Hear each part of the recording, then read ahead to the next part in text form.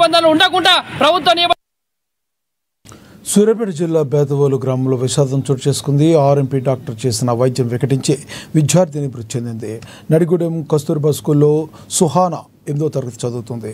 3 రోజుల క్రితం జ్వరం వస్తుందని గ్రామంలో ఆర్ఎంపీ డాక్టర్ను ఆశ్రయించగా జ్వరానికి సంబంధించిన టెస్టులు చేయించుకుని రమ్మని తెలిపారు. టెస్టులన్నీ ఆర్ఎంపీ డాక్టర్కు చూపించగా ఎక్కువ మోతాదులో ఇంజెక్షన్ ఇవ్వడంతో అక్కడికక్కడే ఫిట్స్ వచ్చి మృతి చెందిందని మేనమామ బడే సాహెబ్ తెలిపారు.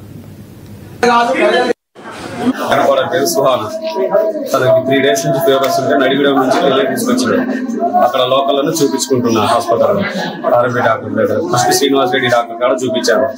తర్వాత ఇవాళ బ్లడ్ టెస్ట్లు పొద్దున బ్లడ్ ఇస్తే రిపోర్ట్స్ వచ్చినాయని శ్రీనివాస్ గౌడ్ గారికి తీసుకెళ్ళినా ఆర్ఎంపీ డాక్టర్ లోకల్లో. తీసుకెళ్తే మెడిసిన్